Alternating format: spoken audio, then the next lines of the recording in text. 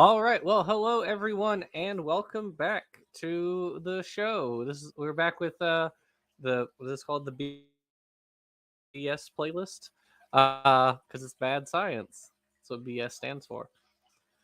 So here today we have our host and co-host. Is it freezing on me?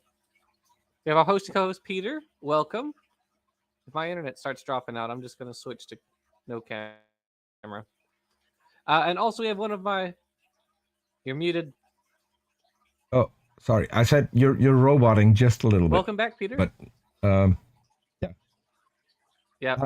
Yeah. If I Nice to be back. then I'll just switch to no camera. Yeah. You know what? Might as well. They don't need to see me. It does not matter. All right. As if I'm the one they would want to see. Welcome back to the show. Good to be back. Well, I enjoy seeing you. Yes, you've been gone for a little while, and now we got you back.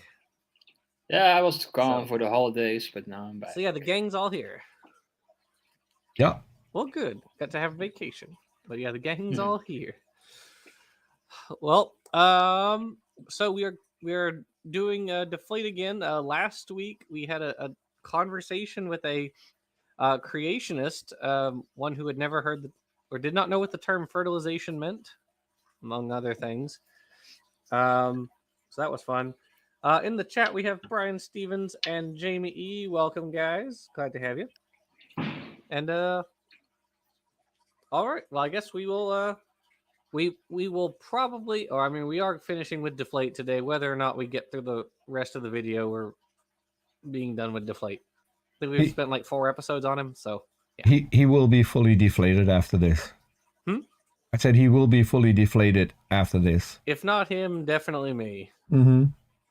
Yes, if not him, me. That is true. Well, all right, we ready to jump into Deflate? I guess one thing before we get to it. So this video that we are debunking, because we did his Cambrian explosion video previously, this one he's talking about punctuated equilibrium, and he's been doing a very weird and bad job of it. And Peter, you made a point last time, and somebody else commented that same point on the previous video, which is that Deflate kept using words that were very wrong in the context he was using them. They were the wrong words. Mm-hmm. And we kept trying to figure out why was he using those weirdly specific words to describe these processes. Well, Peter pointed out maybe because he is a non-scientist, he is using these words simply incorrectly. He thinks he has an idea of what they mean, but he doesn't have the science background, and so he is using these words incorrectly. He thinks they mean something else. Well, I wasn't there. Like, and so that's is there one specific example you can give of like he used this word for this? So he kept saying that it was more difficult for traits to go to fixation in a larger population. Now, based on what? He didn't say. So that would be true for genetic drift alone. In a larger population, it is more difficult for drift alone to drive trait alleles to fixation. But he didn't say that. He just said it is more difficult in a larger population for alleles to go to fixation. It's not based on natural or sexual selection. He said nothing about the pressures involved. Just kind of put that out there.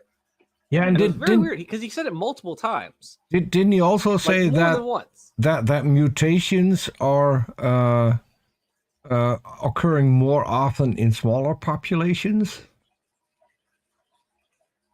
Something along those. Yeah, he said mutations are occurring less often in smaller populations.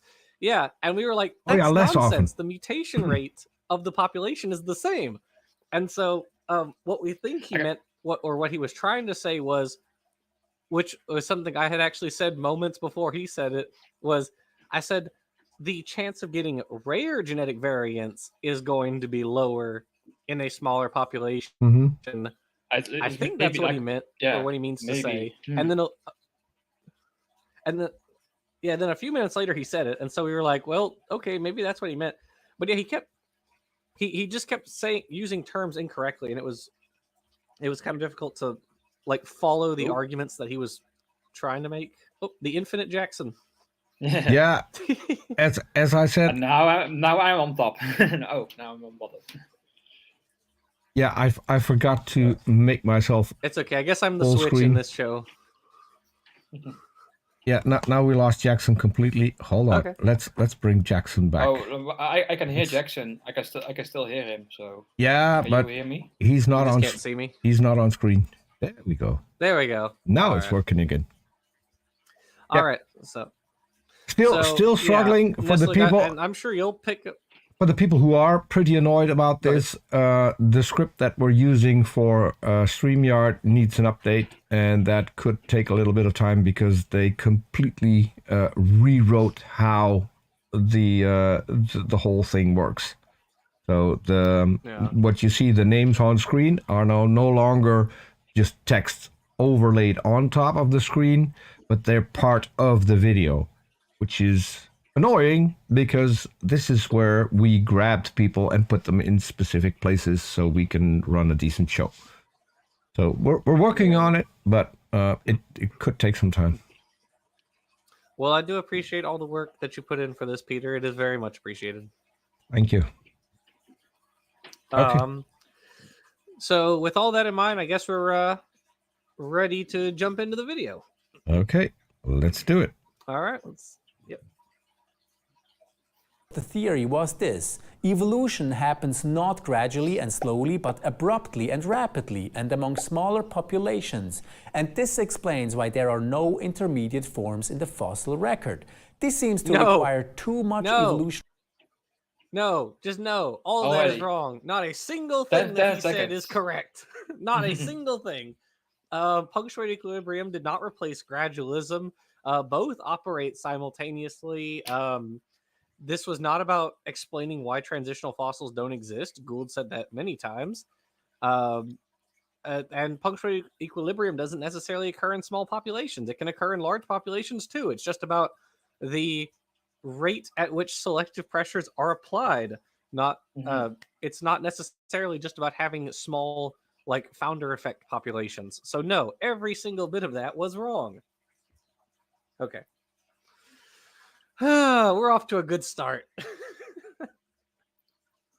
Change too quickly. But think. What'd you say, Nestle? I was just saying that like one of the famous quote lines of Stephen Jay Gould was like when he lamented that there is a rarity of transitional fossils in the fossil record. Of course, that's what at the time when we had like in the 80s or something. Like how old is the quote again? Well, yeah, it's from the 80s, but also he was referring to speciation events, transitional. Right. Also, yeah, that too. Like it's twofold. It's a very old quote, and he was referring to a very specific case of transition. Right. Yep. Yeah. So. Oh, I'm moving on. All right. Continue. Think about it. If new traits are actually generated in large populations and not rapidly but during the long periods of stasis, as the adjusted theory of punctuated equilibrium admits, then we have every reason to expect the existence of intermediate forms in the fossil record. I mean, this is the very issue that gave rise to Gould and Eldridge. Peter, okay, can we go back a bit to that? Like when the text. I want to read that quote again because I just need to fully grasp what it's saying because I think I may have missed something. Sorry, Peter, we keep doing this to you. Okay. Okay. Play for a second. That's full text. Then we have every reason to expect the existence of intermediate forms in the fossil record. And pause. Stop. Yeah, there we go. Okay. If new traits are generated in large populations and not rapidly, but during the long periods of stasis, as the adjusted theory of punctuated equilibrium admits, then we have every reason to expect the existence of intermediate forms in the fossil record. Again, it's like he's saying traits can't appear in small new traits can't appear in small populations, which is wrong. It is just wrong. What were you saying, Nestle? I've trouble understanding this sentence. Basically, It seems like what he's trying to say, because it seems like what he's trying to say is new traits only appear in large populations during the periods of stasis. So during these periods, we should expect to see the intermediate forms, which we do. I don't know what you. And not rapidly, as in traits do not appear rapidly. But isn't that the whole point of the punctuated part? It might just be me, but in a long period of stasis, doesn't that mean that there aren't new traits settling into a specific population, or do I get that wrong? No, you're right. Because if the traits, how are the traits being generated during the stasis? If the things are changing, then they're not static. Yes, they're dynamic. That doesn't. Yeah, you're right. That doesn't. So you make wouldn't sense. get intermediate fossils forms in the fossil record during stasis, because there would be no significant change. Right. Yeah. No, you're right. This quote just doesn't make any sense. I'm just reading what it says on the screen, and even though I don't have a degree in any of this. Neither does he, so it's okay. This is what we call BS. It might even be BS. We don't know, but I think it is. It's bad science. Yeah, but there's another form of BS. It might be that. Like all I can say is to this text is quoting Wolfgang Pauli. It's not even wrong. Yeah, we are trying to parse the meaning of this statement, which is supposed to encapsulate the process, and we just cannot make heads or tails of it. So, okay, I don't even know what else there is to say on this. We just don't even know what he's saying. So I guess we can move on. I think if he read this out loud, just like I did in my head, he would have known. He didn't read it. He saw something somewhere on a creationist website, copied it without reading it, and then put in the red words, because we got to invoke Jesus here, because Jesus, we know in the Bible the red words are Jesus' word. So I like that it says the theory admits, like it was hiding it, and then it was caught red-handed, so it had to admit what it had done. Yeah, and it was adjusted. That's the red word. Like the adjusted, the adjusted theory admits. Sorry. Yeah, the adjusted theory admits. Funny enough, pretty much every theory that will be adjusted at some point in time. Right. So I don't know why you need to point that out, because that is the strength of science. That if we get new evidence, we adjust the theory. Right. And I'm pretty sure he highlighted this here to make people think it now is a weaker theory, because it is adjusted. Mm-hmm. Because that's how creationist brains work. Maybe. You could be right on that. Yeah. Mm-hmm. I've met enough to be able to conclude that that is the case. Unless anybody has anything else to add, I think we're no, I think we should move on. Otherwise, we will be here for the whole. Yeah, all right. I mean, this is the very issue that gave rise to Gould and Eldridge's original theory of punctuated equilibrium. Acknowledging that the fossils aren't there, they proposed punctuations of rapid evolutionary change happening among smaller populations as the explanation for those real breaks in the fossil record. But given that the short time periods and smaller populations they initially argued for have now been reversed back again into longer time periods and bigger populations, we find ourselves at square zero again in the search for... Okay, so let's pause. Okay, so that's just wrong. So one thing that has been adjusted is the argument that punctuated equilibrium in the rapid periods necessarily relied on small populations. Like that has Gould and Eldridge argued for that a little bit, and that's mostly been reversed. Evolution. It's like a parapatric speciation, I think. Right, or maybe parapatric speciation. Right, yeah, and that's not so much, But the fact that it can happen, like when, for example, you have like a flock of birds going to an island, like maybe, yeah. Sure, right. You can have some degree of gene transfer between your different populations, but a punctuated equilibrium is not reliant on like the founder effect to work. It just isn't. No. Right. You can have it can happen that way, but it is not required to happen that way. Yeah. Right. Exactly. You can have a rapid change in a large population. It doesn't have to rely on small populations moving to new areas or what have you. Well, I would expect punctuated equilibrium to happen like with an environmental disturbance, for example. Right.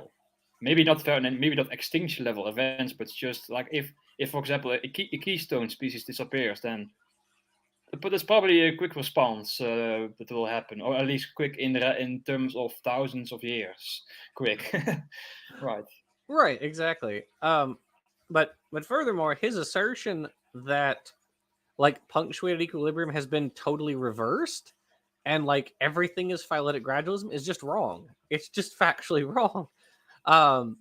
So a lot of the organisms, a lot of the clades that originated like during the Cambrian, for instance, did undergo periods of rapid evolutionary change, mostly because they were small invertebrates and they were adapting to a variety of new selective pressures.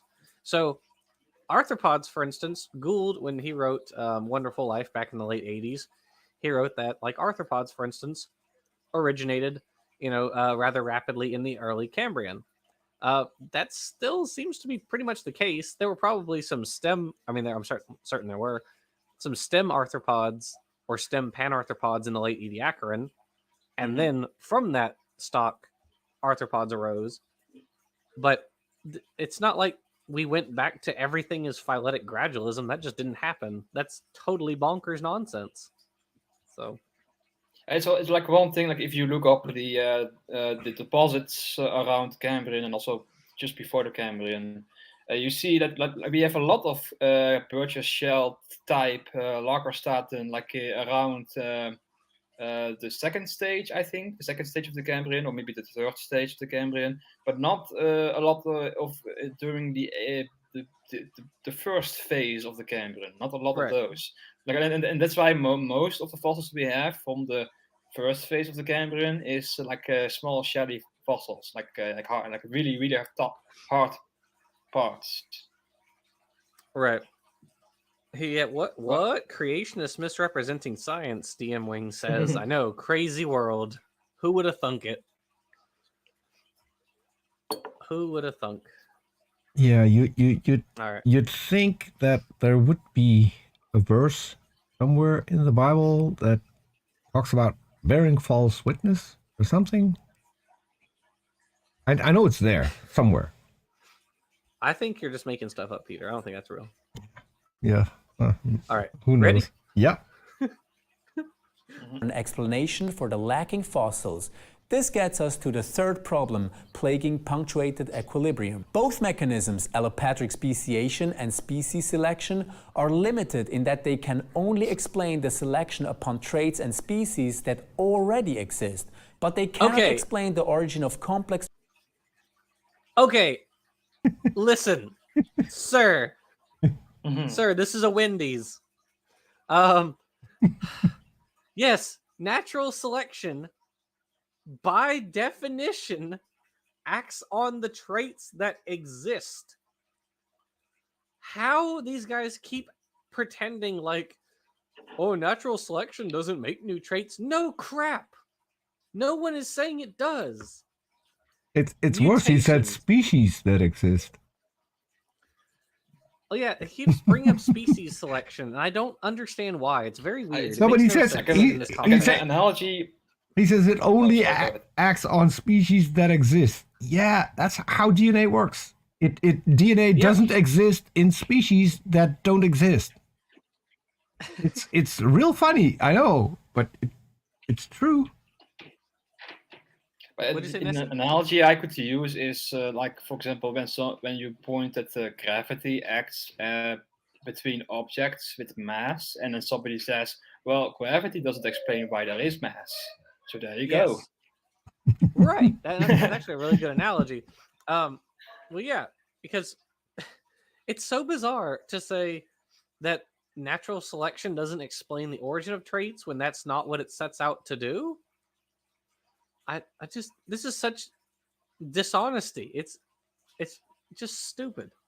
I don't even know. I just, Well, it in just this hurts me. case, I don't know if he is just ill-informed or dishonest. I honestly, I don't know either, and that's probably part of the problem. My guess so far is that he has been looking at several creationist websites and just copied stuff from there.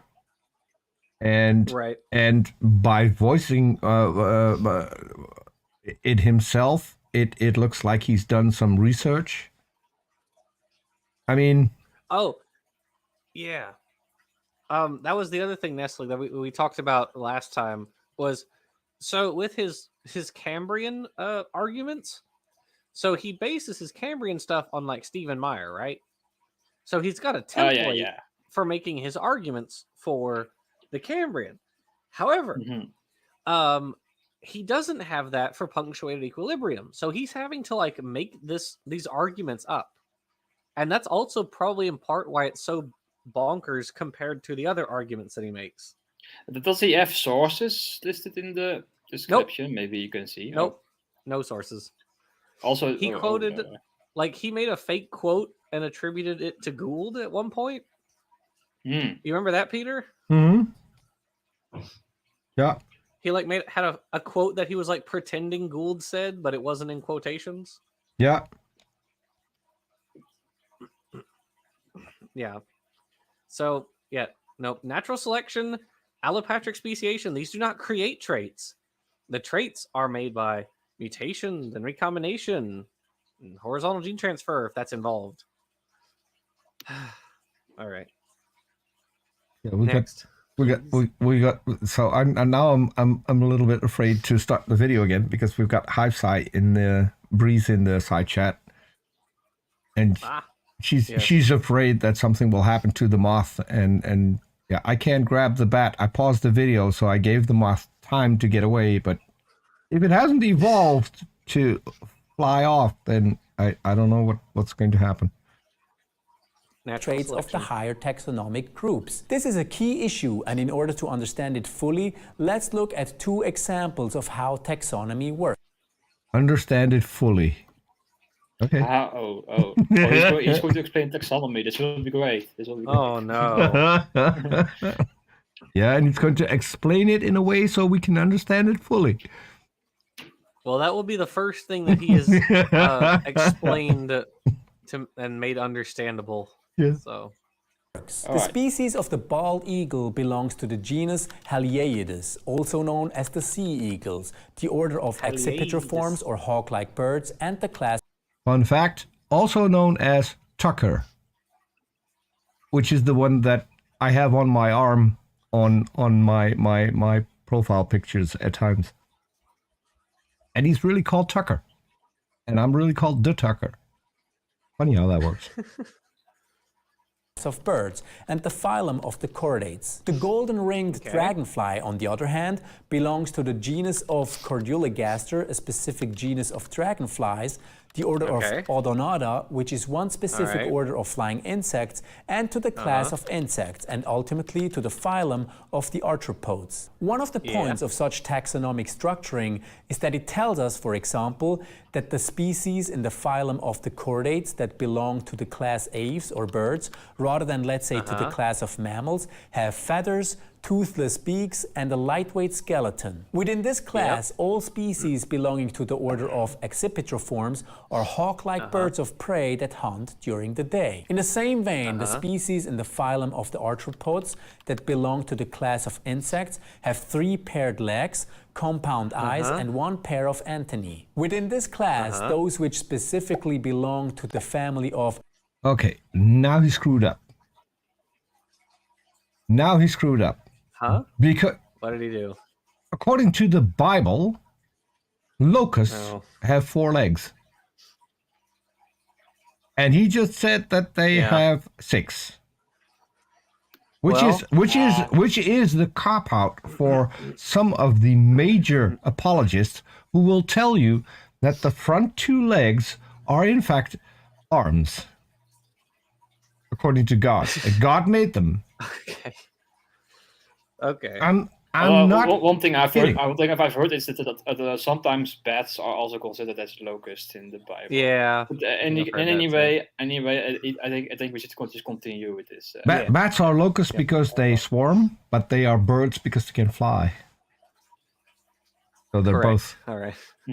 Corduligastridae, for example, have large brown or black bodies with yellow markings and even more specific characteristics that could be named when looking at the specific genus of Corduligaster. I guess you get the gist of it. Generally speaking, the lower you go on the taxonomic hierarchy, the less complex the traits are by which you distinguish between the different Whoa! categories.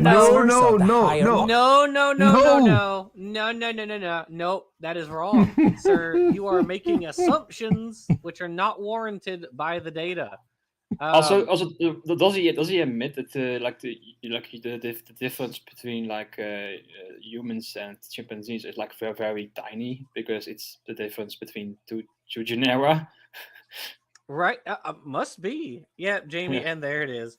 I'm waiting for the cringe moment. Yeah, nope. Here it is. The setup was fine. Like I was honestly expecting him to be like, and the point of taxonomy is a nested hierarchy. As you go down the taxonomic categories, each group is nested within the larger one. And I was expecting him to say that, but no, it had to get worse. It can't get any better. Well, I guess let's take an example, I guess. So the what is it? Between like what? Tunicates and is that a good example? No, okay, I got a different one. So the common ancestor of us and arthropods, the thing that separates us at a fundamental level is the way we develop embryonically. It is where you express like BMP and cordon, which pattern like your digestive and your nervous system. And the difference between us is those are swapped. So cordon in like bilaterians is expressed on the dorsal side, whereas BMP is expressed on the ventral side. And then for protostomes, it's flipped. As well as like we develop our deuterostomes develop their anus before their mouth embryonically, and protostomes are also flipped. That doesn't seem super complex to me. Like vertebrae seem like a way more complex structure, and eyes seem way more complex than just like switching which direction your genes are expressed. Nestle, what do you think about that? It's also a bit, of course, complexity is a bit arbitrary, but yeah. I don't know. I think, and if I could make a very generous interpretation of what he is saying is that like you have what's called evolutionary constraints. Like once a complex feature develops, that often gets locked in and is rarely lost. Maybe if you interpret it that way, then sure, maybe. I still wouldn't. I still don't think I agree with that, because I would still say like eyes are more complex than like your vertebrae, for instance, right? Because your vertebrae is where you where you deposit like calcium, right? Calcium hydroxyapatite, and so I mean maybe to an extent maybe, but I don't know. I still don't think I would really agree with that assessment either. But yeah, it's not either exactly way, what he is saying, of course. Yeah. Either way, yeah. This is a really bad argument, but I guess we'll hear him out. It seems like a bad lead-in. Also, like one good example I would say is that the evolution of like insect wings also is like a lot complex than the difference between of the initial difference between, like your example, the Right. difference between deuterostomes and protostomes. Yeah, and even still, the evolution of wings wasn't really about making a bunch of stuff. It was about using existing genes and tissues to build wings. You know, so. But yeah, I would agree that it's more complex than like switching whether you express your anus or your mouth first. But yeah. Can I just All right, point out, Jackson, that I think this is your thumbnail. No. Less complex. Less complex. Points to him. Now Points to him. that is funny, and I think that is very well timed. But Yes, no. I've taken the liberty of taking a screenshot of that. So if you want to use it as the thumbnail, I'll send it to you after we're done. I'll think about it. I'll think about it. Okay. $4.99 from Vandalia 1998 says, I've heard engineers say stuff they design they want to be less complex, not more complex, like this intelligent designer wants. Very true. It's the hallmark of make design. Their stuff as right. They want to make it as least complex as possible, so there's less possibility of things to go wrong, less stuff you have to fix. Yes. Yeah, exactly right. Yes. Like so to summarize, I would say that it's like, again, it's arbitrary, but even so if you follow this logic, you would have to conclude that humans are like less complex, or the difference between humans and chimp is less complex than basically anything higher in taxonomy. Nestle, they will have a cop out, and they will say that the human brain is a lot more complex than that of a chimp, because we can do all these things. You know, we can build computers and go on the internet, and that's what chimps cannot do. So we're a lot more complex. This is the problem with defining what you mean by complexity, because they keep interchanging what it means. It can mean complexity as in how different one DNA from one species is to another, but it can also mean simpler things like, well, humans can make cars, chimps can't, so humans are more complex. It's a dishonest way of using the word complex, because it can mean literally everything they want, and they will use it as such. Yeah. So to emphasize that the point of Linnaean taxonomy is not that higher taxons have more complex traits. That the point is that the traits are more widely shared, that the higher taxons are just more inclusive, and that's it. Right. That's the whole point of the Linnaean taxonomy. Higher taxa are more inclusive. How such a simple point goes over this man's head, I will not know. All right, I think we're ready to move on. Yeah. Okay. Sure. Help you move on the taxonomic ladder. Generally, the more complex the traits are by which groups are distinguished from one another. For example, the traits that distinguish the class of aves or birds from the class of mammals within the phylum of the chordates are far more complex than the traits that distinguish the bald eagle from the African fish eagle, both of which belong to the genus of sea eagles. Let's take the genus of sea eagles to discuss. Hold on. The Can third you pause that problem. for a moment? Okay. This is a very bizarre argument. It seems like what he's saying is the characteristics that describe organisms today are there are more traits that separate organisms as you go further back, like when they share a further back in time common ancestor, and that correlates with their taxonomic ranks.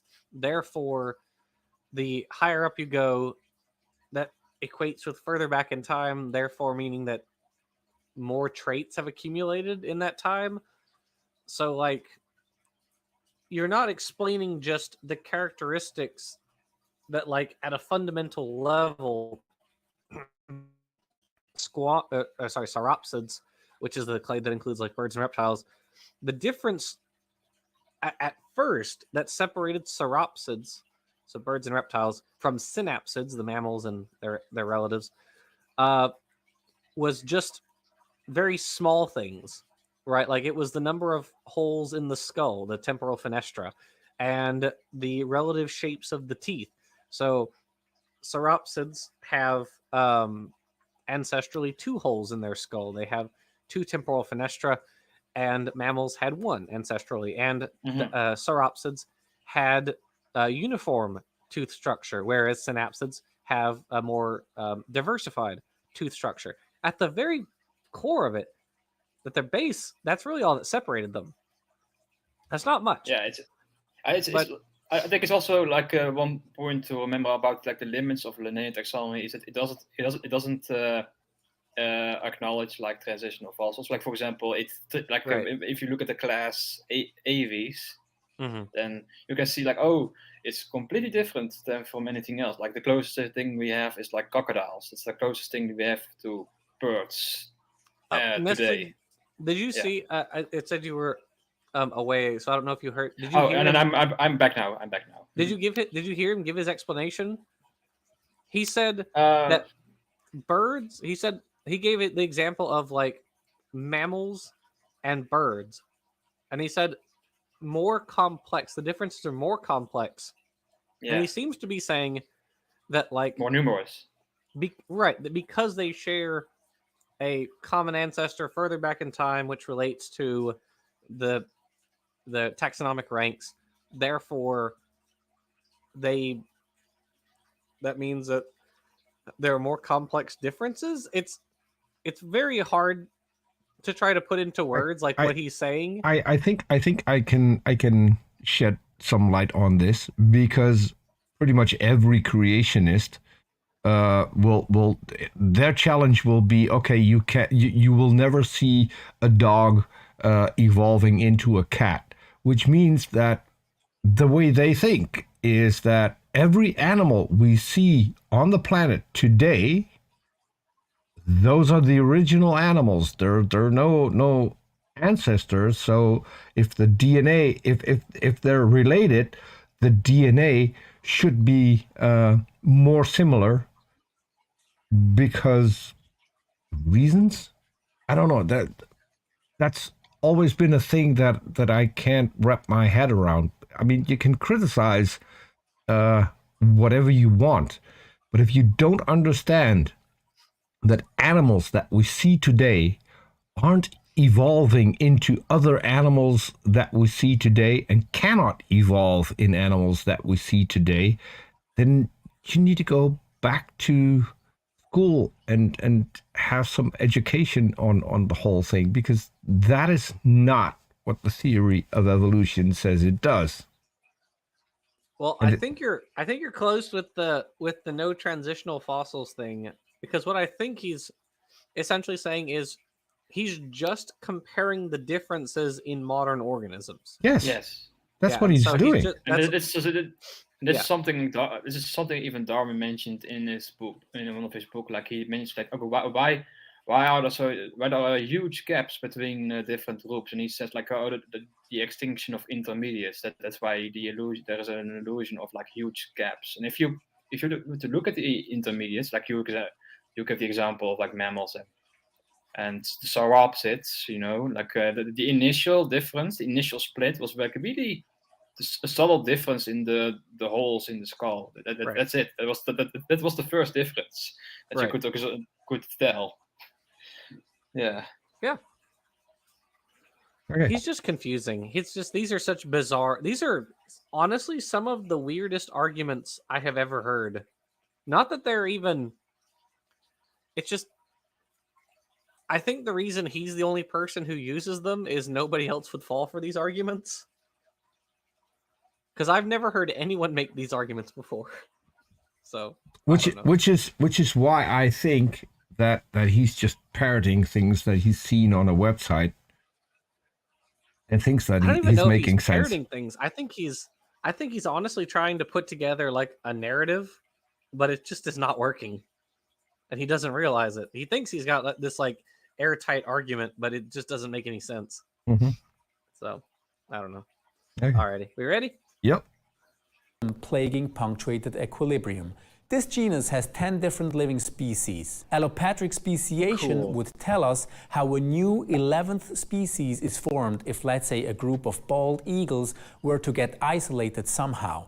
Species selection, on the other hand, might tell us why a certain sea eagle species may go extinct or speciate into a novel sea eagle species. However, allopatric speciation and species selection cannot explain the emergence of the higher level complexities that mark entire classes, orders, and families. They cannot explain why within the class of birds there are, besides sea eagles, also hummingbirds.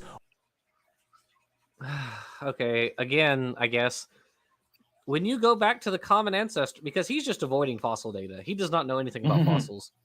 This is the same guy, in case anyone has forgotten or was not here, this is the same guy who said the entire trace fossil record of the Ediacaran is attributable to 2 animals. He didn't say 2 species, he just said 2 animals. Now, I think he means 2 species, but, you know. I wouldn't rule it out. So my first interaction with a creationist, and this was a presuppositional apologist, and I at one time I spent 2 hours on his radio station arguing for the fact whether or not atheists have to scientifically check their couch every single time they go sit on it. I eventually, after 5.5 hours, got over a period of 6 weeks, by the way. But I got kicked off the radio station and blocked everywhere after I had him admit that Noah had 2 animals on the boat. I'm not even kidding. That video is on my channel. And that's where I said, okay, so the Ark was a rowboat, and that's when I got kicked. Well, yeah. But in the case, so because Deflate doesn't know anything about fossils, obviously, this discussion is he's just taking modern organisms and just being like, look at how different they are. Mm-hmm. Whereas, well, for instance, we did a video on this channel a couple of years ago, Jesus Christ, on the evolution of hummingbirds. So hummingbirds are the closest relatives of swifts. Now, if you look at hummingbirds and swifts today, the living members, you would say justifiably, okay, these guys are pretty different from each other. Swifts have these very long wings, whereas hummingbirds have this this very specific ecological niche where they visit flowers and they hover, and that's based on a they're basically modified elbow joint. They're almost like insects. The way they fly. Right. They have this modified elbow joint which allows them to hover, where no other birds have that. But at the base of it, when you really get down to, if you look at fossils of very early members of the right around the hummingbird swift split, they look very similar to each other. And the difference between them, the earliest hummingbirds did not have the nectar. They were not strict nectar consumers, but they did have this modified elbow joint. So really, at their core, the difference between swifts and hummingbirds is swifts made their wings a lot longer, while hummingbirds modified the elbow. Mm-hmm. And that's just like a speciation event. That's not an order level event. That was just a minor speciation event that occurred at some point 40 million years ago. And this is something we addressed in the do dogs become non-dogs video. Oh yeah, it's like we discussed speciation, and then we asked the question is it speciation explains different species, but do we need a higher form of evolution to explain different families and orders and phyla? No, it doesn't work like that. It's these concepts don't work when you go back in time. When you just to do the arthropod phyla, if you go back to the Cambrian, then different arthropod things look a lot similar to like the lobopods and such, right? It's the differences become even less when you go back that far. Yeah, I think another guy we talked about. Was it that video? Well, we talked about the earliest birds and how they look very similar to early dromaeosaurs, and the earliest troodontids. That all those guys look really, really similar to each other, such that they are confused by experts. They're like Archaeopteryx has been placed among the dromaeosaurs in some cladistic analyses, right? They're really, really similar to each other. Like if we didn't have birds today and we just had the fossils of these early birds, then we would say like, oh, these early like Archaeopteryx is just the same family as like a dromaeosaur, right. Basically, yeah. Yeah, exactly. Like if birds went extinct, then we had no problem just calling them the same family or something. Yeah. Right. Exactly. It's arbitrary, basically the family and order categories. DM Wing says, "Does Deflate just do ID, or is he a young Earth creationist?" As far as I'm aware, he's just ID. I don't have any reason to think he is a Yek. I'm not saying he's not. I'm just saying I don't have any reason to think he is. We're at coming to the end of the second video. He hasn't mentioned God once. That's true. Not in the first video. Not in this one. Yep. He hasn't mentioned God. He hasn't mentioned like Adam and Eve or the flood. None of that. He said nothing in regard to any of that. So I don't. Know. Also, I would just say ID at the moment. Yeah. It wasn't that relevant in either of the two videos. Anyway, that's true. So it could be, but yeah, we don't know. Yeah. All right. You ready? Yeah. Or birds of paradise, which feature traits that make them look significantly different from sea eagles. In other words, allopatric speciation and species selection cannot account. I have to. Why? Why do you need to take examples that are so obviously different? Yeah. This is just dishonesty on your part. If you're putting up two birds that are more closely related, then you won't have those big differences. But he doesn't mention that. He only puts up the examples. He only puts up the examples to make it look ridiculous. This is what ID proponents and creationists have in common. Make it look as ridiculous as possible, and therefore scoring a point with those who are completely uneducated. Sorry, I wonder how he would react if you show him like Moriotherium and Borostomus side by side, you know? Right, yeah. Or even like just because he showed eagles earlier. He showed several species within Accipitridae or something like whatever it is. I can't pronounce it.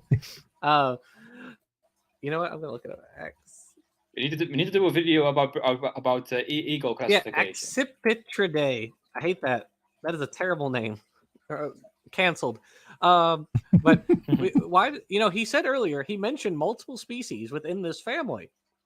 And then he jumps over and says, well, look at eagles and hummingbirds and birds of paradise. Well, what about the examples you gave earlier? Doesn't allopatric speciation explain that? I don't know.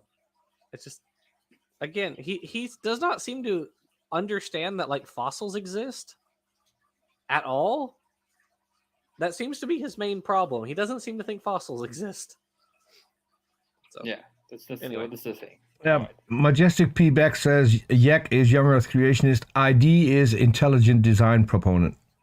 So, yep. Which is basically just creationism in a lab coat, as per Kitzmiller versus Dover. Yeah, it's true. Okay, continue. Yes. Yeah. For the emergence of the more complex traits that allow us to define and differentiate between the higher taxonomic categories. This is why wrong. Richard Dawkins said that what I mainly want a theory of evolution to do is explain complex, well-designed mechanisms like hearts, hands, eyes, and echolocation. Nobody, not even the most ardent species selectionist, thinks that species selection can do this. Now, you might be Hold on, surprised to pause. hear. So he's saying explicitly in that quote that species selection does not account for those things. Mhm. Okay. And If you what look do you want? Yeah, if you want to look up on the origin of like the heart, you have to look up like the Evo Devo of that. Yeah, right, Yeah. exactly. Same with hands. Yes. But species selections. Another thing that makes me mad is putting up a quote like this, and this is why I get it. Dawkins is old, and he doesn't always think. But starting out a quote with "I want the theory of evolution to do ... That is not a good thing to say.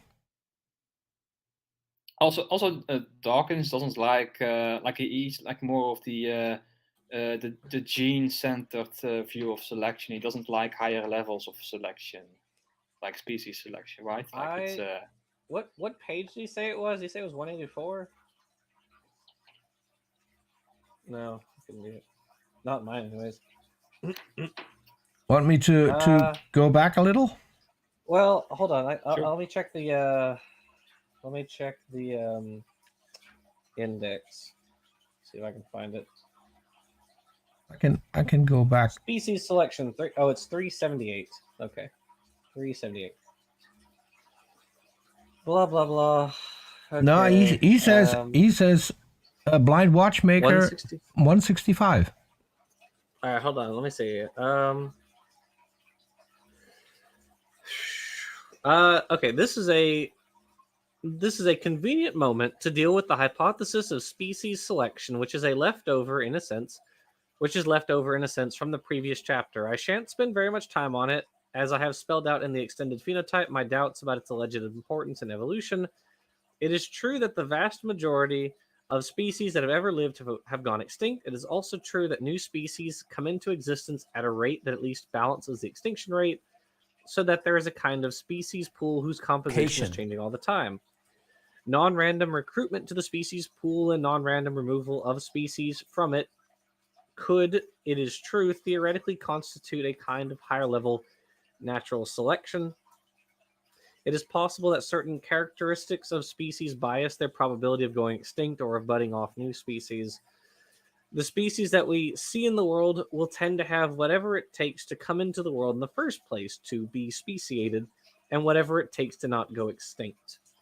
You can call that a form of natural selection if you wish, although I suspect it is closer to single-step selection than to cumulative selection. What I am skeptical about is the suggestion that this kind of selection has any great importance in explaining evolution.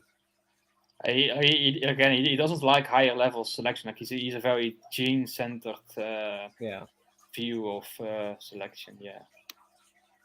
Yeah. So even saying that like species selection doesn't explain these things, like, okay, and that's not the only hypothesis out there. So if you would ask Dawkins about like did the natural selection have a role in the evolution of the heart, he would say yes. Absolutely. Like but in this quote, he's just saying that he's just referring to the species selection, which he doesn't like. And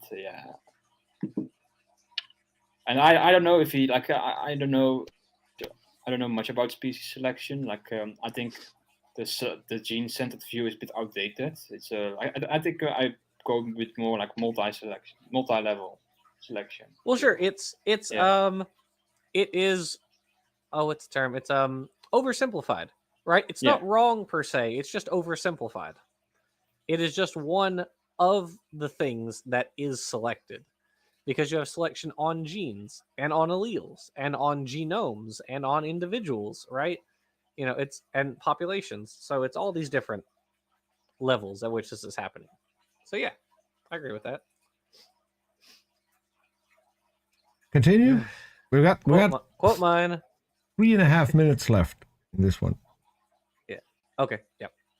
Nobody, not even the most ardent species selectionist, thinks that species selection can do this. Now, you might be surprised to hear, or maybe not, that at some point even Gould himself admitted this problem. What was his way out? He returned back, yet again, to good old neo-Darwinian orthodoxy. In the Structure of Evolutionary Theory, which was published in the year of his death, he conceded, "I recognize that we know no mechanism for the origin of such organismal features other than conventional natural selection at the organismic level." You remember, this retort to neo-Darwinian orthodoxy is what we already encountered when Gould needed a way out of the dilemma posed by his concept of allopatric speciation. And so, while Gould and Eldridge initially started out to challenge neo-Darwinism head-on with their rejection of a slow, gradual mode of evolution, Gould eventually turned around later, trying to sync his theorizing again with the classical standards of neo-Darwinism,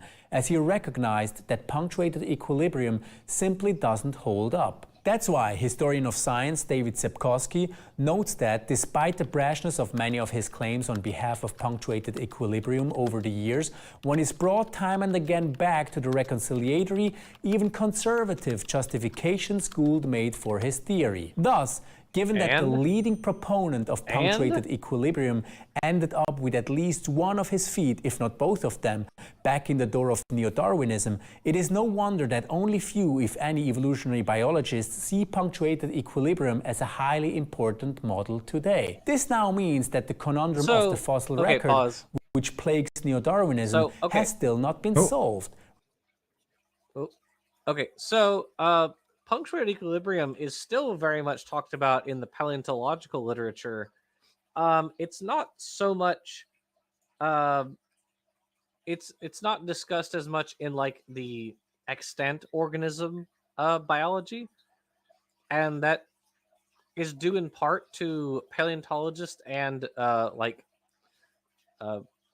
zoologists have like different concepts of how to view species and how to view like changes, because when you're dealing with modern organisms, of course, you can draw in like genetics as well as morphology and physiology, but when you're looking at fossils, all you have is morphology, and so it's a lot harder to see changes in the fossil record compared to modern organisms because we have many fewer ways of looking at them. I don't know. Exactly. Hit thumbs up or Hive Science will release the bees. I'm trying to look up that quote he shared from Gould's book on the structure of evolution. Yeah. Give me a minute. I need to reread The Blind Watchmaker. It's been a long time since I've read this book. I need to reread it. In the meantime, I'd like to address a Midwest nerd who says, YouTube should automatically like a video for you if you stay more than 15 minutes.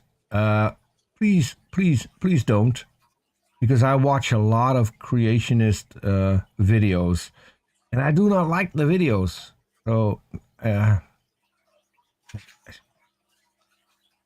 I think people should still hit it knowingly that they really like the video, not that they're hate watching someone, which is what I'm doing.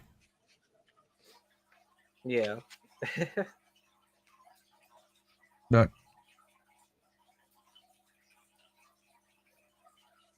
yeah, I really need to reread this book. I looked through, or I reread the chapter on the evolution of echolocation in bats. I did that in preparation for the video we did on the evolution of bats with Tony Reed back in the day. But yeah, I just need to kind of reread it in general. Did you find it, Nestling? It's still not a minute. Sorry, like it's a really long book. I need to find the right quote. Did you you have the book? Digital. Oh, okay. It's like over 1,000 pages, isn't it? No wonder he died the same year. Yeah, it's 1,400 pages about that. Yeah. That's insane. That's a ludicrously large book. Yeah. Who does that? There's this book about rocks, something. It's also. It's only like 500 pages. Oh, okay. I thought it was more. Only a measly 500 pages, Peter. I thought it was more. I honestly thought it was more close to I think 800. Someone said. Am I that wrong? I don't remember. It's been a long time. It's been 3 whole years, Peter. 3 whole years. Yes. Been a while. Okay, want me to continue? Yeah. I I think we're going to continue on. Okay. Remember, the very thing that drove Gould and Eldridge's project of punctuated equilibrium was their honest recognition that the countless intermediate forms which are to be expected in evolutionary theory are simply not there. But if punctuated equilibrium cannot solve the problem, well, then we're back to square one with the question, why do 20 phyla show up so suddenly in the Cambrian explosion, if species supposedly evolve over millions of years? Well, that's the $1 million question. If only the Darwinists Cambrian still explosion haven't was like answered. millions If of you years or something. If only that time period lasted millions of years. Yeah. Too bad it only lasted millions of years, right, guys? Yeah. I mean. Jesus Christ. Sorry. God, what an idiot. Followed this series, you will know that in the last episode we looked at 3 hypotheses which tried to fix that problem, but failed. Punctuated equilibrium is yet another fruitless attempt. What unites all 4 theories besides their failure is that they are at home in the discipline of paleontology. Punctuated equilibrium was the last major attempt of Darwinists to paleontologically vindicate evolutionary theory, so to speak. And one could say that its failure has sealed the very irreconcilability of the fossil record with neo-Darwinism for good. This is why Darwinists began to turn to genetics and molecular biology in the attempt to bolster evolutionary theory independently of the fossil record, which has only caused them headaches. In the Oh, Jesus Christ. It was discovered later. DNA wasn't a thing when Darwin was around. They didn't know. Peter, don't you know that we only turned to DNA because of it was discovered later? It was made up to save Darwin. That's what this fool is thinking. He might not say it out loud, but that is what he's thinking. Okay, DNA did not exist Peter. until what? Peter, can you do me a favor and go back to the quote about Stephen Jay Gould, because I cannot find it. Just trying to get the exact quote. That is slightly difficult, but I'll see. Oh, sorry. I'll see what I can do. He says we looked at 4 hypotheses. So can we finish the video, because we've got 14 seconds left. Sure. Oh, sure. Go ahead. and then go back to the quote so that I don't have to do this twice. Next episode, we're gonna see what these attempts look like and whether they succeed or not. So subscribe, hit the bell, and if you haven't done so yet, check out my previous episodes in this series. Thanks, and see you in the next one. We did it, team. Good job, everybody. We Proud did of you. All right, now let's look at that quote, because I'm actually curious now.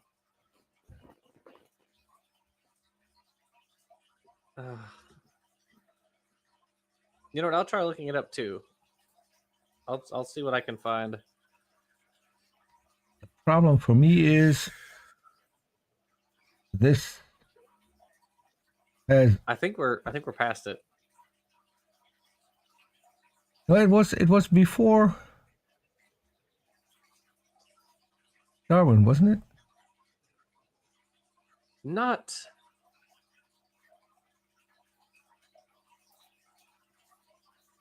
Darwin's theory is the ocean. Confirmed. It drowned in the flood, Jackson. That's what it is. It's drowned in the flood, yes. That's how that worked. Yeah. Uh-huh. Uh-huh. Okay. I'll start here somewhere, see if I can. Record with neo-Darwinism. It was before for good. Darwin. This is why It was before Darwinists Darwin. began to turn to genetics and molecular Nope, biology it was in the before this, attempt. Peter. Yeah, see? It was before that. You got to keep going.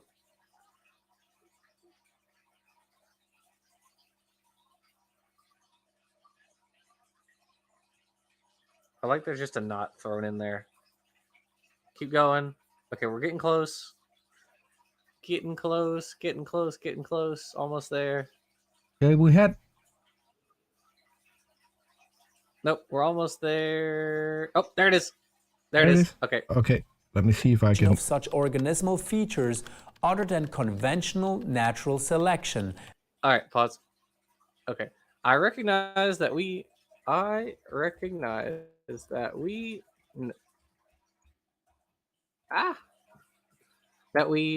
know no mechanism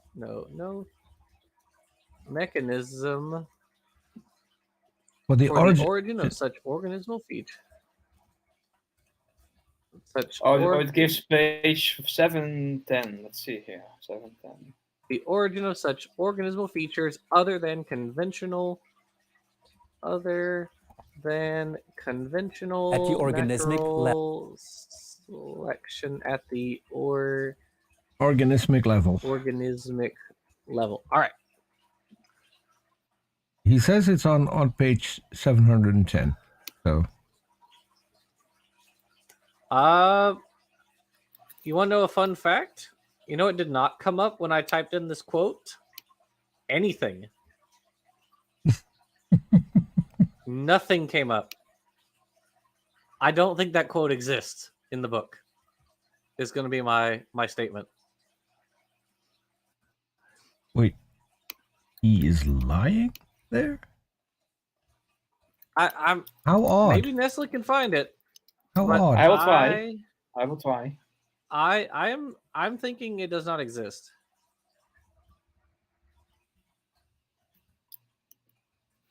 Because nothing came up at all. It's trying to search, but it's taking a long time. Well, it's a big book, so that makes sense. Yeah.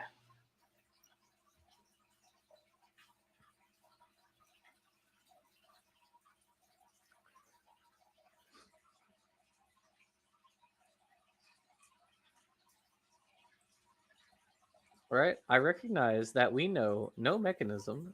For the origin of such organismal features other than conventional at the. It could be that my book is differently numbered pages because it's digital. I Maybe don't think it's just yeah. that. I think this quote doesn't exist. Jamie E. Jamie E, are you out there? Can you find the quote? Because I'm willing to bet it's not real.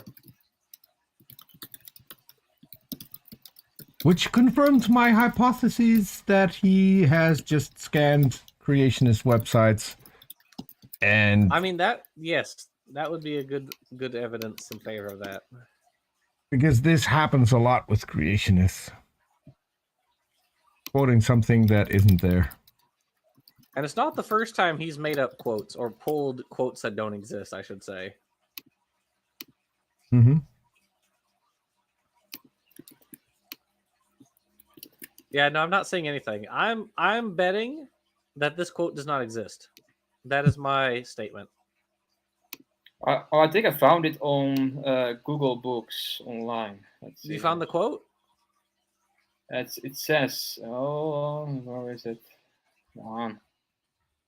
You should be able to find it if you type in the quote. It should give you some returns where it came from. And it I might... found nothing when I typed it into Google.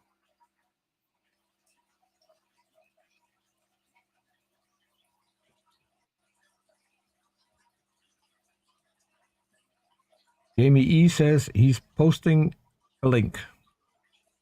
Did you find it? Yeah, he said it's real. It is a real one? Yeah. Yeah, I think so. Yeah, I found it. I found it. Oh, I also just found it. Mhm. Oh man. Oh, it's not showing me the preview for this page. Very sad.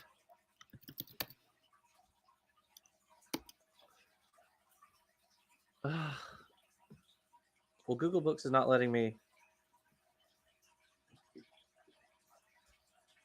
Oh.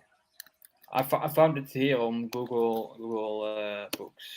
It's a long link, but it will go to page 110 or 710. Okay. All right, so we did find it. Huzzah! The paragraph begins by I do not deny either the wonder or the powerful importance of organized adaptive complexity.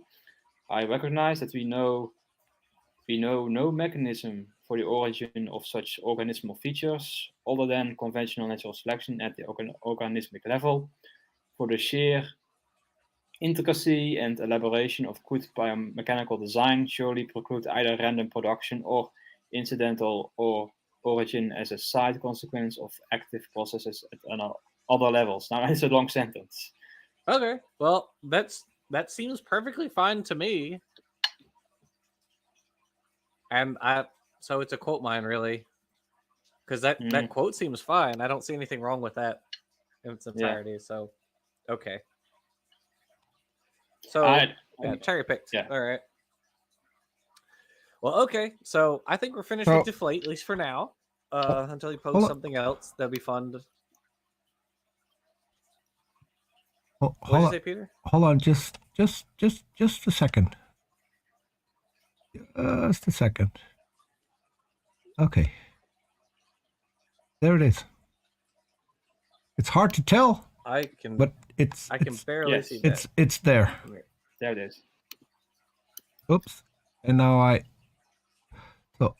think I guess I would have to read the whole chapter perhaps to fully understand. Yeah, because I do not deny either the wonder or the powerful importance of organized adaptive complexity. I recognize that we know no mechanism for the origin of such organismal features other than conventional natural selection at the organismic level. For the sheer intricacy and elaboration of good biomechanical design, surely preclude either random production or incidental origin as a side consequence of active processes at other levels. But I decry the parochialism of basking so strongly in the wonder of organismic complexity that nothing else in evolution seems to matter. Yet, and then he goes on. So there's a lot of context. I found it. I found the code in my own digital book. It's on page 1240. Yeah, he's probably just using a different version, which is why the pages are differently numbered. Mm-hmm. It's perhaps like my digital version is probably a smaller page size, so it probably pushes. Yeah, probably true. All right. Well, on that note, I think we are done with Deflate for now. Mm-hmm. So let's meet our second contender. Are you ready, guys? Oh dear. Yes, look, I know he's your favorite. No. Oh God. It's Pat Powell. Pat Powell. I love that. What does his shirt say? What does his shirt say? Powell. Bowie Mustangs. Bowie Mustangs. Yeah. Alright. I don't know what that means, but yeah. So, All right. so what does he have in the background? Those aren't Christmas lights. What? It looks like he I has think a. it's I a think little it's like nativity scene. Yeah, yeah. I think it's a nativity scene. Yeah. Right.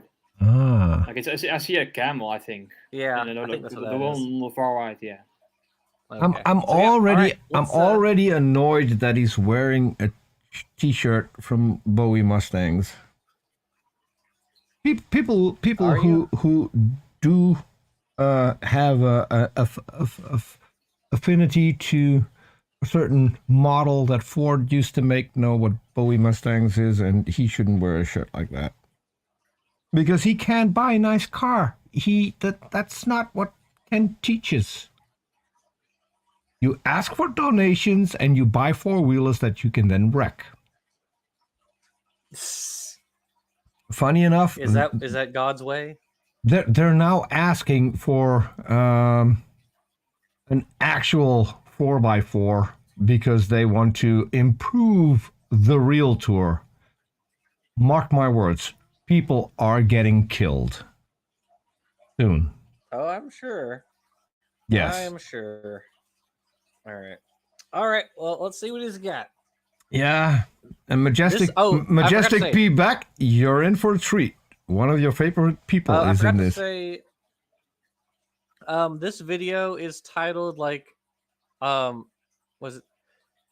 It's something to the effect of like, humans didn't come from rocks or so. Hold on, let me find it. I'm sorry, my bad. I'm a bad host. Let me go look up the video. Did life start from rocks? Schooling That's on what- Ra. yeah. There we go. Okay, yeah. That's the title. Yep. Did life start from rocks? All right. Yeah. All right, let's do it. Okay. Oh, hold on. I need to kick the other video out or we're going to have a mess. Okay. There we go. Let's see what these atheists have to say about It's dirty. the origin of atheists. the first single-celled organisms. Despite everybody correcting him, he still says that, well, evolutionists believe we came from a rock, except that no evolutionist ever believed that. Nobody, Yeah. not one, not ever. This scientific paper says here that you can pause. see, says life and Pause. Life and rocks may have co-evolved on Earth. All right, let's take a look. At, That already will tell you that life did not come from rocks. Correct. That is not what that title That's is not saying. smart, Mr. Powell. You're doing it wrong. The first thing you pull up, and that's already debunking your claim that atheists say that we came from rocks. Okay, so you know what? I'll read part of this. So during a Christmas party, theoretical biologist Harold Morowitz asked Robert Hazen whether clay minerals existed during the Hadean, the geologic period between 4.6 and 4 billion years ago, when early Earth was forming. Though a basic question, Hazen was taken aback. Morowitz was essentially asking whether the mineralogy that existed when the Earth was new and possibly when life originated was different from what we see today. No mineralogist in history has ever asked a question like that, says Hazen. While the mineral forming process should be the same whether it occurred billions of years ago or last Tuesday, Hazen realized there was no reason to assume that minerals couldn't evolve, just as life changes over time. He and his colleagues have since shown that life didn't spring up in isolation. Minerals likely helped it along the way. As life evolved, it created a myriad of chemical niches that allowed new minerals to form. We see this intertwined coevolution of the geosphere and biosphere, says Hazen. Life begets rock. Rock begets life. His team and other experts in the field present this idea in a new Nova feature, Life's Rocky Start. Blah, blah, blah. Okay. So when he says rock begets life, he's being glib. Yeah. He is not actually proposing that rocks gave birth to life. In fact, the opposite. It seems, according to this very short popular article that the origin of life created created chemicals that were not being produced to the same extent or rate as when Earth first formed. If I'm familiar with Hazen, I think he once said that like over 2/3 of all minerals on Earth doesn't exist without life, and a lot of them are the consequence of oxygen. Right. Yeah. Exactly. So yeah, this is not at all saying that life came from a rock. Not at all.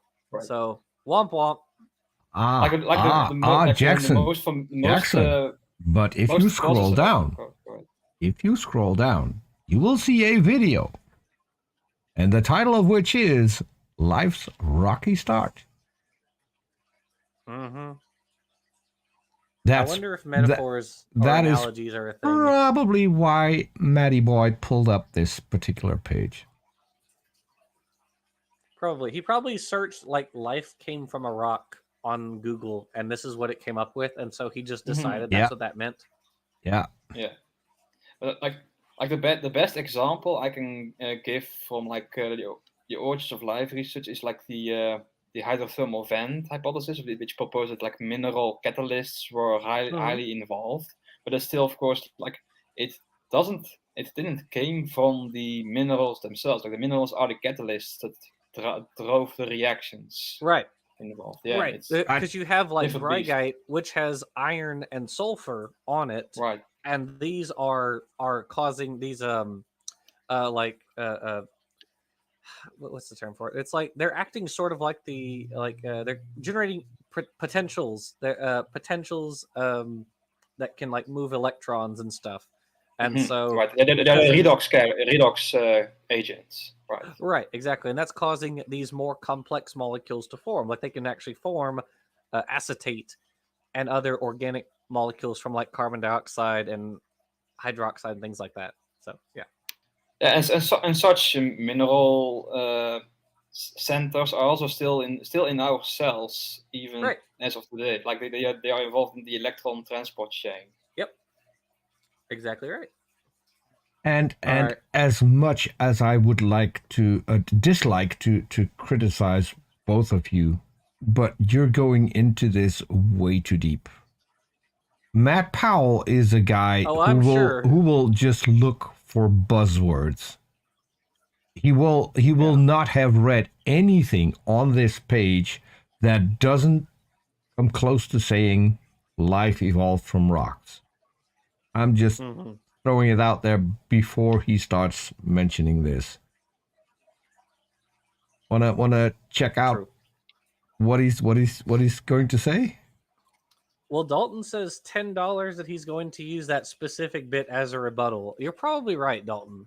Yeah. You are probably correct in that assessment. Mm-hmm. All right. Yeah, let's do it. Let's see what we got. Okay. Rocks may have co-evolved on Earth. And it goes on to say that rocks beget life. There it is, right Dalton. There. Yeah. So when people get... What did I say? He's going to look for buzzwords that confirm what he already wants to claim. And he's found it. So, despite the fact that it says on the same screen, he and his colleagues have since shown that life didn't spring up in isolation. Minerals likely helped it along the way.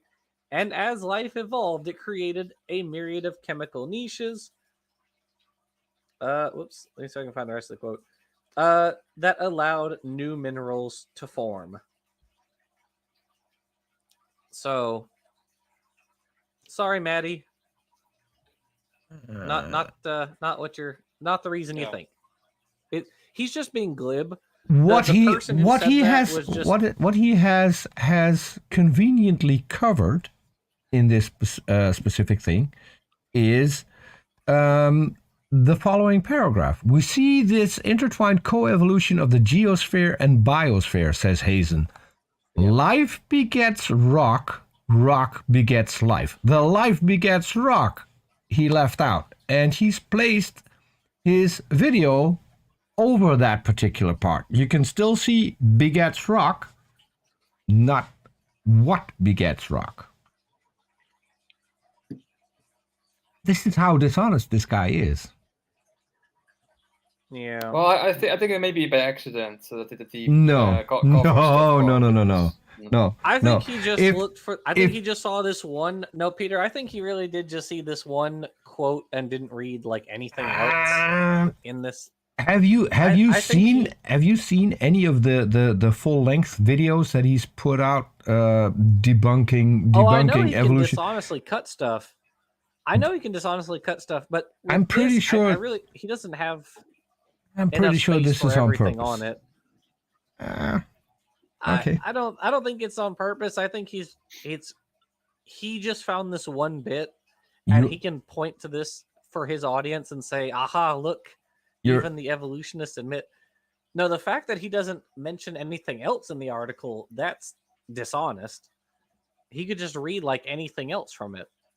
So You're a better man than I am. I Jackson. think I have another good analogy. Like you know how it's often referred that we burn calories in our bodies, and Powell would then think like, oh, there's little fire in our right. bodies. Right. Yep. Okay. All right. Continue. Yep. Online, and they say nobody believes that life descended from rocks. It shows that Nope. this guy hasn't Nobody done the believes most that. basic of research. You know, he needs to definitely go look at some scientific articles and papers. And instead resort to your typical misrepresentations of science, like claiming I think life came from a rock, no matter how many times I explain to you that those are stupid things to say. I love how he admits that it's a stupid thing to say, that life descended from a rock. It is. They're Because it admitting did. that if somebody actually believes that it's a crazy belief system. And here's the thing, they actually believe that, whether they realize it or not. And I'm actually No. going to show you the scientific papers. We'll just go through. Oh, you're going to show us scientific papers? No, Oh, no, he's boy. not. He's not. He said, I No. could Oh. show you the scientific papers, but he's not because oh, he knows. He's not going to do it. He knows That that they don't that's going to prove exist. him wrong. Oh, I was very excited for a moment. I really thought he was going to like find some literature and be like, here it is, and then we could go through. But no. I mean, no. this guy thinks that an article, preferably on National Geographic, is a scientific paper. That's true.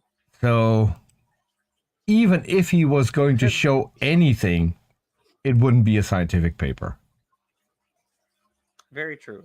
Jamie Yeah. makes a good point. They need Yeah. to do more reading, said the person who refused to read past a single quote. Yep. Yes, and he said you need to go look at the scientific papers while just reading a quote from an article on a website. Yep. Instead of reading the scientific paper. It's as if there's some kind of double standard. Okay, continue. Yeah. just a few of them, and show you that this is what they believe. They may not understand the fundamentals Maddie. of their faith, but it is something that they do Come on, believe, Matt. is that You're a life descended coward. from rocks. Show And us no, those I don't believe papers. that at all. I don't believe we came from rocks. and yet you have mineralogists and geologists and different scientists getting together and telling us that rocks beget life. So it's a bold-faced You're- lie for Yeah. Okay. Pause. And life Okay, beget so he- rocks, which was in the article you pulled up. Right. Right. That was in the same sentence. Yes. So did life create rocks? Is that also what that means? But yeah, no, this is very much what Nestling said. If we, could you imagine Matt like approaching biologists and being like, you believe that humans create little fires inside their body, and when you're like, what the frick are you talking about? No one believes that. He's like, aha, I gotcha. I have You another said- good analogy. Like if he goes into a biology class and he says like, oh, you claim that the human body is made of billions of cells, yet there's not a single inmate in them. Yeah, he's taking. Oh, wait. This That makes throwaway line creationism as true. though it is That makes as though it creationism. is Yeah, that like makes an creation. actual argument or statement of reality. That makes creationism true because at Dinosaur Adventureland, there's at least one inmate. Oh, or another analogy. Like, you say that planets are not stars, but what does the word planet mean? It means wandering star. It's like that's the game he's playing. Like yeah. Yeah. Good gravy. All right. Shall we continue? Yes. Yeah. These sir. atheist YouTubers out there to get online and say, well, nobody believes that life came from a rock. That's a creationist straw man. Did he just It call is. PZ an You're atheist YouTuber?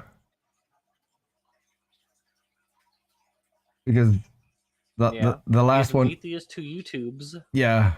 I mean, I don't know if that's worse or better than Creation Ministries International from Canada.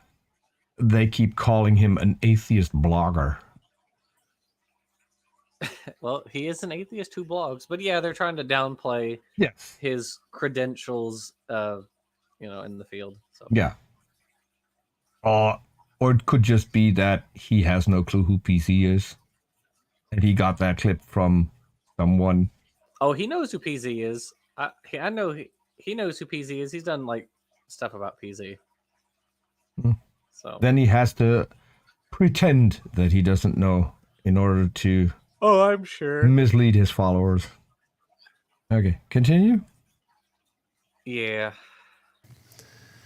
And they'll accuse us of lying. Well, they themselves are lying just by saying that, because it is basic knowledge on the origin of life research. Here's another paper, Genesis, Rocks, Minerals, and the Geochemical Origin of Life. Wait. Genesis, Rocks, Minerals, and the Geochemical Origin of Life. I'm going to look this up. Genesis. What is it? It is Robert Hazen, I think. And the... I found it. Yeah, that's Robert M. Hazen, 2005. So this is the guy who was just talking in the article, who said the life begets rocks and rock begets life. This is that guy. So let's life erodes on the young Earth as a natural. This is also not a scientific paper. This is just an editorial.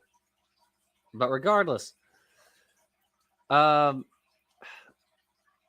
arose on the young Earth as a natural chemical process. More than half a century of experimental research has underscored the dynamic interactions of atmosphere, oceans, and rocks that fostered this ancient transition from geochemistry to biochemistry. Researchers on the origin of life now conclude that rocks and minerals must have played key roles in virtually every phase of life's emergence. They catalyzed the synthesis of key biomolecules. They selected, protected, and concentrated those molecules. They jump-started metabolism. They may have even acted as life's first genetic system. Okay. Noticeably, nowhere does he say that life came from a rock. That rocks are like ancestral to life. Nope. How bizarre. It's almost like no one would say that because it's idiotic. And even if you read this, it is a really big stretch to just claim what he keeps claiming. I mean, how do you not see what the words on the page say? I actually got a link to the full PDF. Yeah, I have it right here. Also, I'll put it in the. It's also in chat. Our little side chat here. It's you also found it. Jamie just put it in the chat. Oh well, thanks. Yeah, I found this one. So here's one thing that they say. Famed University of Chicago mineralogist Joseph V. Smith, echoing the work of Cody and Ferris, sees minerals as both effective templates for the selection of minerals and likely catalysts for the initiation of biochemical reactions. Smith, however, focuses on zeolites and other mesoporous minerals, materials with molecule size pores that are produced abundantly through the action of primordial volcanism. What is life? He asks, and what characteristics serve to distinguish the living from the dead? Blah, blah, blah. By exploring the lifelike properties of hypothetical evolving clays and by proposing detailed, if as yet technically impossible experiments, he is squarely in the mainstream of the scientific enterprise. Clays themselves undergo natural selection, evolution as they dissolve and precipitate. The most fit sequences win in this Darwinian struggle for survival. Okay. I think he's still being a little bit glib because, again, this is not a scientific article, or this is not a technical piece, but It's not a paper of research. Like it almost Right. looks like a textbook almost. Also, at least Kinda the page does. that I'm looking at. Yeah. yeah, it kind of does. Yeah, and it's 3 pages long. So Yeah. Elements, Volume 1. Okay. Oh well. All right, let's keep playing. okay. A paper on the origin of life. You can see it right there. If you read on in this paper, it says researchers on the origin of life now conclude that rocks and minerals must have played key roles in virtually every phase of life's emergence. It's almost like I just The read theory that. is that rocks were rained on and minerals were eroded from those rocks, and then we came into existence based on those minerals getting eroded and rearranging No. themselves into elements that would make it so that life No. could That's come not into what it existence. said. That is the No, that's not That what it is said. not what it says said. at all, actually. Now, minerals acted as, or different minerals act as catalysts for chemical reactions that formed organic molecules, but the minerals themselves did not become living organisms, right? The surfaces of these crystals, of these different minerals, they have properties that allow them to like move electrons and things like that, and catalyze these molecules. Like, take carbon dioxide and you have hydroxide, and you combine these by lowering the activation energy needed for that reaction to occur, and you get acetate. Okay, and stuff like that happens. But neither carbon dioxide nor the hydroxide came from the rocks, and the acetate is not a rock. It's an organic molecule that came from non-rocks. So, no. Okay, if you read, I think you were also referencing like Nick Lane, the reaction with the carbon dioxide and hydrogen, and he would say that that life came from gases. The gases that the hydrogen reacted with carbon dioxide in water and in these hydrothermal vents, but it's not even remotely similar to how Matt describes this. It's completely different. And even still, like, it's really, I don't know. The point of this life, you believe you came from a rock. It's not an argument, in the sense that it's not saying anything about. It's not making like any claims about evolution. It's merely an attempt to make like abiogenesis sound ridiculous, right? It's like when Kent Hovind says, "Oh, you believe you're related to a mosquito?" Like, well, yeah, but so what? As an argument for incredulity, Yeah, it's an argument for incredulity. That's all it is. Even if it were true that a mineral of some sort was like Luca or whatever, even if that were true, then okay, so what? That doesn't make it less true just because you say you believe you came from a rock. Like, okay, what do you want? It is just an argument for incredulity. That's all it is. He's just trying to make it sound ridiculous, so he doesn't have to actually deal with any evidence or data. It's an argument for incredulity, and also he is committing equivocation. Like he's he's taking one statement of Robert Hazen, for example, saying that the rocks were involved in the origins of life, and he takes it to mean, the atoms or the molecules that formed life came from actual rocks. Like it's no, that's not what it means. What I think he's proposing is, because he keeps bringing up erosion, that the stuff that eroded off of the rocks were the basic building blocks for life. That is what I think, and I loosely use the word what he's thinking, because I don't actually think that he's thinking. Does Matt Powell but do any mental processes that count as thinking? No, I don't think so. The sun burns oxygen. Yeah, the sun burns the oxygen air in space. space. Matt, the air in space, Powell. Yeah. Oh, I almost forgot that. That was during your debate with him, right? That he brought up the air in space. Yes. Debate is a strong word. Yeah. Debate is a strong word.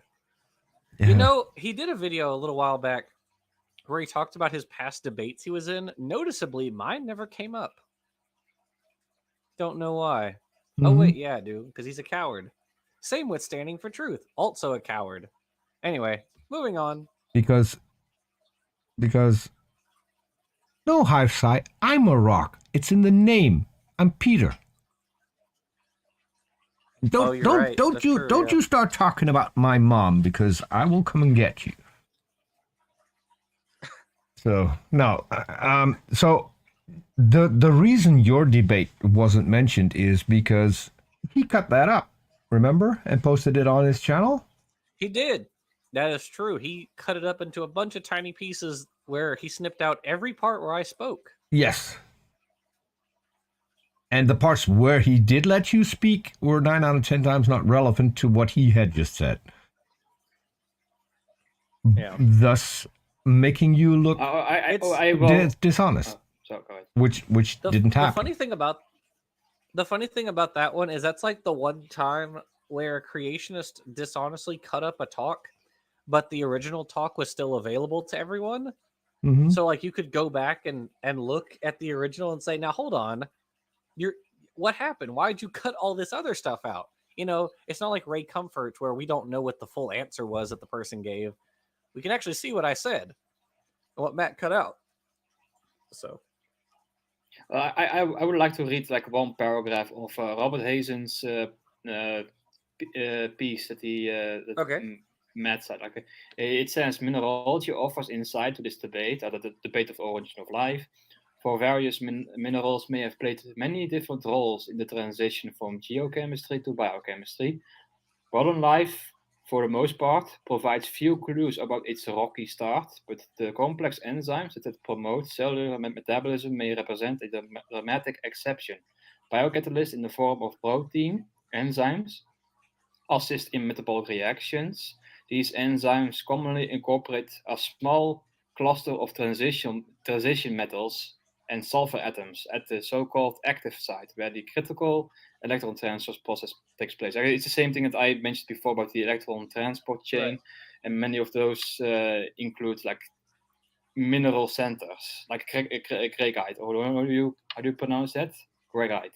Gregite, yeah, I think so. Yeah, and at no point does it say that the rocks eroded and the minerals became life like that. No.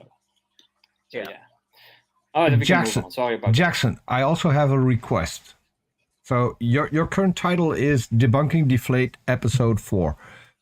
Can you? I'll do it, and also Matt Powell. Yeah. What? Can you put in something like Matt Powell, dumb as a rock after that, because he will go and watch the video if his name is in there. I'm pretty certain, because he will look up Debunking Deflate and Matt Powell. I would say Debunking Deflate and showing that Matt Powell is dumb as a rock, but it's not my channel. I mean, you can do whatever you want. And if he's going to watch this, Matt Powell, there's still 3 people waiting for you that have challenged you And I know for a fact you've seen the video. One of them is in the chat here. That's Bree. Bree wants to debate you on the science of trans. And I'm also here. And my co-host and I still want you to come back and end the conversation that you ran away from. And that ultimately led you to canceling Jackson Wheat, on whose channel you would were going to appear 2 days after you were on our channel, and you canceled that. So Jackson is still owed a debate, although I don't think Jackson would like to do that anymore, but I can't speak for Jackson. But the challenges Matt, are still out, and you haven't addressed them. I'd still talk to Matt. You know, I would like to walk through the exact steps in like the process of evolution. I want to know. I if you're going to do that, I would propose or recommend that you pick a very specific topic and stick to it. Otherwise, you will jump all over the place. Yeah. He will. No, I agree. Absolutely. He will deflect and run because he has no arguments. He's dumber than Kent Hovind, which is why I would suggest saying just Matt Powell is dumb as a rock, because that's what he is. Rocks might be even more intelligent. We'll have to do a scientific paper. At least they can't be wrong. At least, Peter, Yes. they can't be wrong. Yes. Matt Powell, however, can be wrong. Yes. So that's a point in favor of Rock. That's a point in favor of rocks. Yeah, you're right. Yeah. Okay. Continue. Yes, sir. Yeah. Fundamental of their faith. It's the fundamental of the origin of life from an atheistic perspective. No. And the fact that they admit that it is so stupid to believe that life came from rock. Nobody believes that. To me, they're admitting that their own belief system is crazy. So this is what they're saying. I mean, no, Matt Powell. Origin of life researchers don't ever say life came from a rock. We're saying that the claim you make is a lie. That is not trying to hide anything or running away from a certain claim. You're lying. Or, as you would say it, you're breaching the 9th commandment. Yeah. So, okay, continue. You've got another paper that is titled, "You Owe Your Life to Rock." So it says here that erosion of metal rich granite long ago set the state. This is a popular Science. article at Science Magazine. Yeah, Mm-hmm. Science Magazine, and this is not a paper. No, it's I think it's like just an editorial. Again, Yeah, it's like, I think you're right. I scored a point, right? Because before he started, I said to these guys, scientific papers are articles on websites. Those are the scientific papers. And it has to have either Science or National Geographic on the website, and then it will automatically become a paper. Who's lying, Matt? Who's lying? This isn't even about the origin of life. This is about multicellular life. You idiot. This isn't even about the origin of life. No, but as I How said, is this man this stupid? as I said, he looks for buzzwords. You owe your life to rock. That was all he needed to pull it up. He doesn't need anything. I will read a paragraph. For much of its history, life on Earth existed as only single-celled organisms. Certain proteins critical for multicellular life and presumed to have been equally critical for its evolution from single-celled ancestors require heavy metal elements, especially copper, zinc, and molybdenum, says John Parnell, a geoscientist at the University of Aberdeen in the United Kingdom. Previous studies suggest that the multicellular life evolved sometime between 1.6 and 1.2 billion years ago. Researchers thought that before that innovation, these vital minerals were locked away from the environment where life thrived, either sequestered in the oxygen poor depths of the ocean or held in ancient ore deposits in earth crust waiting to be eroded. You just explained the Jesus origin Christ. of iron So raw. this You just so explained. this Hold on. You just explained the origin of iron raw. Heavy metal minerals. Heavy metal, yeah. Yeah. is that Sorry. right? Sorry. So this paper is Oh, yeah. just about the evolution of multicellular life, not the origin of Yes. life, just multicellular life. And it also doesn't say that multicellular life came from rock. It's just that Nope. the minerals were involved in the Yep. like the evolution of new proteins that involve zinc. Like zinc fingers are very important for, I think, to multicellular organisms. Yeah. But that means zinc, because we have zinc, that means we are rocks. That's obviously what that means. Yeah. Clearly. You are what you eat. Taken to a very, very little. Could you imagine meaning. Matt Powell would defend that argument? Mhm. Matt Powell would absolutely defend that. You are what you eat, but am I a taco? Anyway, all right, let's see what he has to say about this. I'm very curious. Age for multicellular organisms. How interesting. It says it right there. I love the way that this one starts out. Starts out by saying, thank goodness for granite. These scientists are saying, don't thank God for life. Thank your granite grandfather rock. Because if it wasn't for serious? him, He is serious. No, please wait. No. He has to finish that sentence. I want to hear the statement. Finish. Let him this finish. unconscious rock that was rained on and had minerals come out of it, then we wouldn't have even come into existence. We wouldn't have even been conceived. You know? Matt, if it rains on a rock, minerals don't come out of it. I think he means by erosion, but the point of the article, you said you came from a rock. That is what he's argued. And now this article that he personally brought up does not say that. Mm-hmm. No, but it has more buzzwords that he can react to, as you see now. Thank goodness for granite. Also, that means that atheists worship rock because that's where we came from. That is how he's going to spin it. Also, there's no intellectual depth in any of this. Okay, can you go back a few seconds and let him repeat the last sentence? I can. A few seconds, just.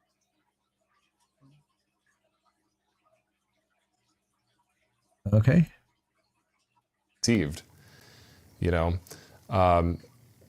Yeah, it's just so interesting to me that that's how this paper starts. Go back farther. Sorry, go back a bit farther to have the whole sentence.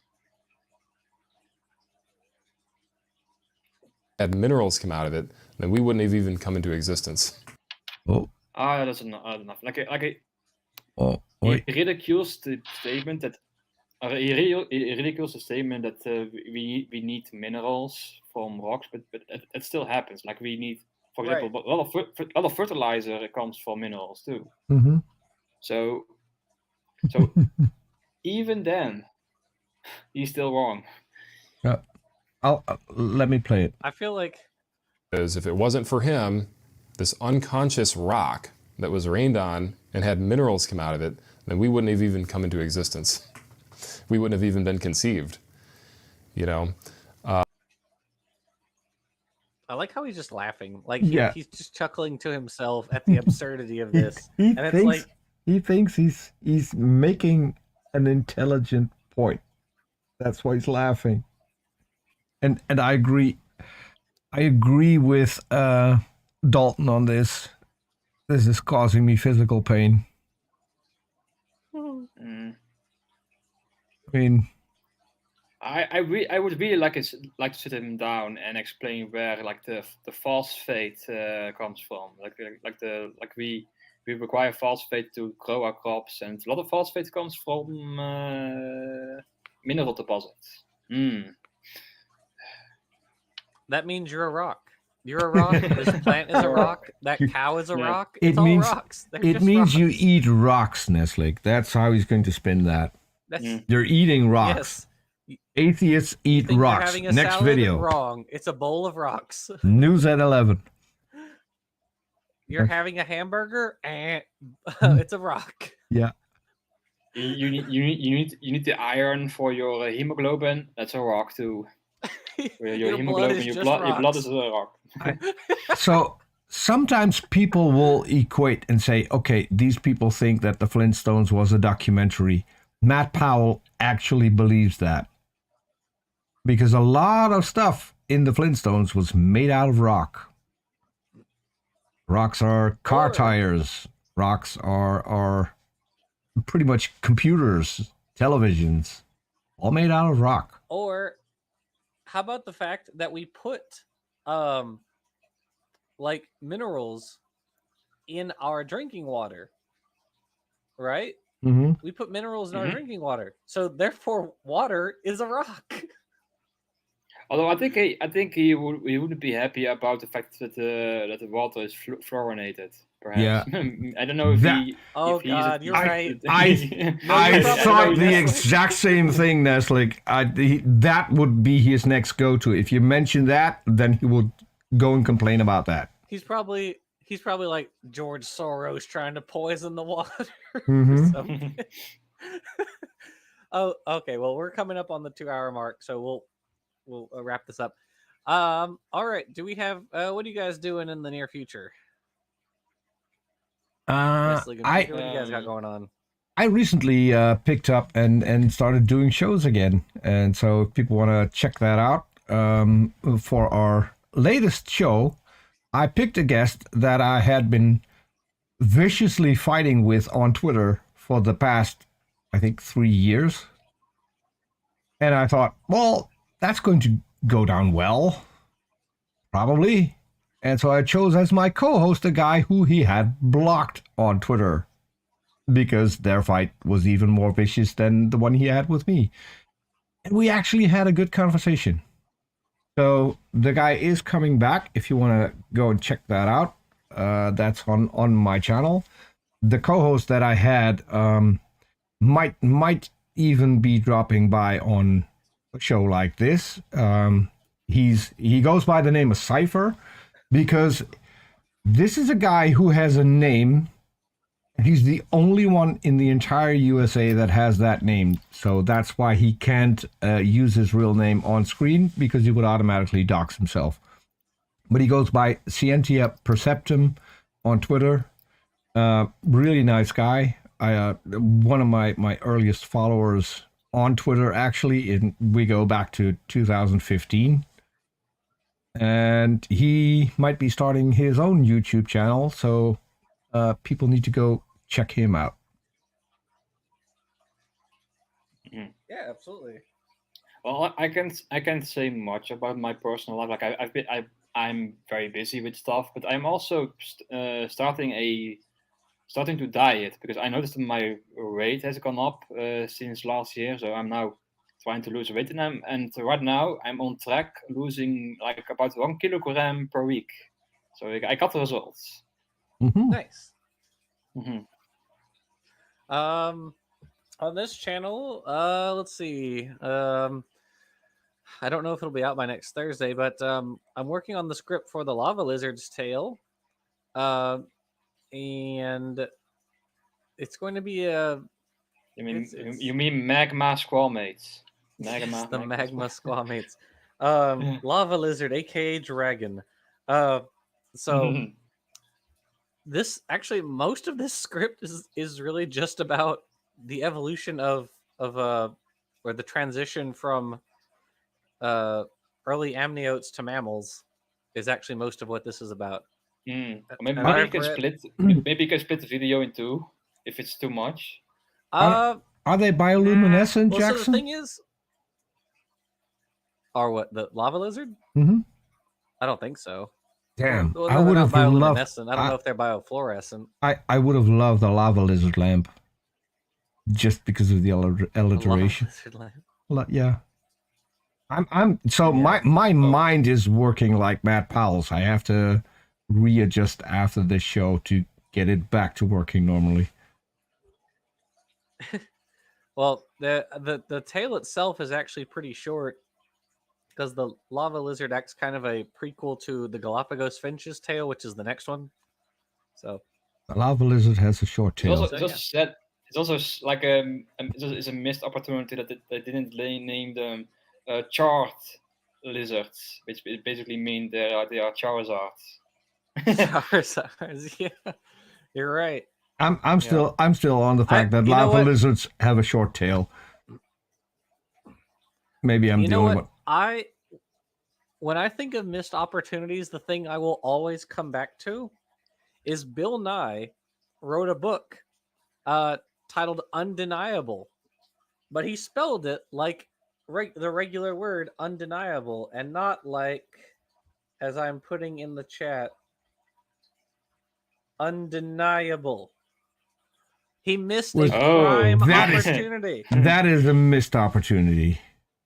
That is. I can't believe he didn't do that. I was so disappointed. Mm-hmm. So, anyway, although it will probably not go well, like if you will perhaps like like search words. I don't know. Maybe it's yeah. Maybe I don't know. I don't know. Maybe it's yeah. I would know. Undeniable. He should have done it, in my opinion. But anyway, Mm-hmm. Alrighty. Well, thank you, Nestling, for coming and joining the show today. Thank you, Peter, for hosting and co-hosting. I really appreciate it. And thank you, everybody in the side chat who came and watched us today. Again, really appreciate it. And we will see you all next time. Subscribe, hit the bell, push the like button. Bye, everyone.